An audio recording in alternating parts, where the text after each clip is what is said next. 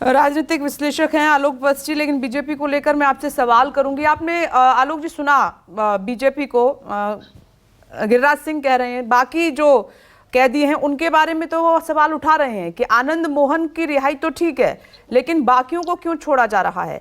आखिर बीजेपी आनंद मोहन पर कहने से कुछ भी क्यों बच रही है? क्या है इसके पीछे की वजह?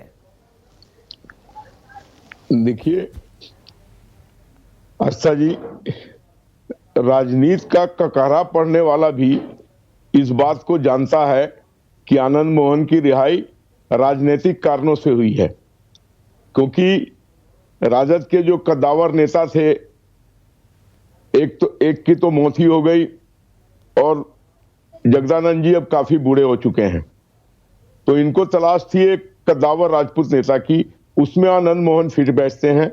इसलिए उन्होंने कानून में बदलाव कर उनकी रिहाई की है, और उसके साथ साथ जिन लोगों को छोड़ा है वो सब लालू प्रसाद यादव के दबाव में आकर, जब ये जंगल राज 3 की पुनरावृत्ति नीतीश कुमार ने बिहार में करवाई है उनके साथ गठबंधन करके, ये सब उसकी देन है।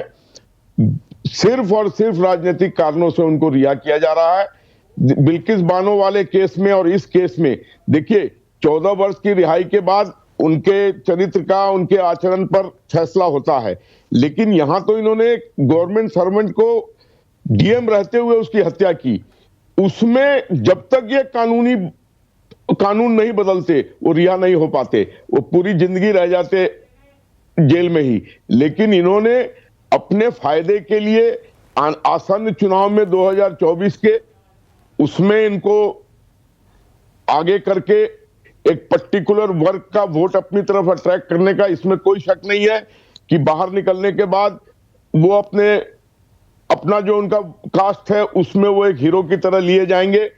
जो नौजवान लोग हैं उनके पीछे नंगा नाच करेंगे, और इस सब का प्रभाव बिहार के बहुत से ऐसी सीटें हैं जिस पर पड़ेगा, जिसका फायदा लालू और नीतीश लेना चाहते हैं, और कोई कारण नहीं है इनको वहां से रिहा कराने का। इतने दिन तक वो थे तो कोई नहीं कर रहा था, और जिस तरीके से वो इनके सारे समारोह में शामिल हो रहे हैं, तो ये दर्शाता है कि इनकी मंशा क्या है, और वो उसका लाभ लेंगे चुनाव में। और कोई कारण नहीं है इनको छोड़ने का, न मानवीय आधार, न इनका आचरण, इस सब का कोई लेना देना नहीं है। और तो बीजेपी भी तो कुछ बोलने से बच रही है, आनंद मोहन का नाम लेने से बच रही है। रिहाई को अगर एक तरीके से देखें तो बीजेपी भी सही मान रही है, बाकियों पर सवाल उठा रही है, ताकि बीजेपी भी जानती है कि अगर हमने सवाल उठाए तो कहीं जो राजपूतों का वोट बैंक है वो हमसे नाराज ना हो जाए। सब जानते हैं कि आनंद मोहन की पकड़ अगड़ों में अच्छी है, राजपूत समाज में अच्छी है, युवाओं में अच्छी पकड़ है, उनकी अच्छे वक्ता हैं, वो लगातार जीतते भी रहे हैं। वो आस्था जी, ये पॉलिटिकल, मेरा नाम सर विपनेश है सर, संजीदगी से बोल रहे हैं, पॉलिटिकल कंपल्शन के कारण संजीदगी से बोल रहे हैं, लेकिन रियलिटी यही है कि उनको लाया गया है राजनीतिक लाभ के लिए, और कोई दूसरा कारण नहीं है। नमस्कार, मैं हूं मानक गुप्ता।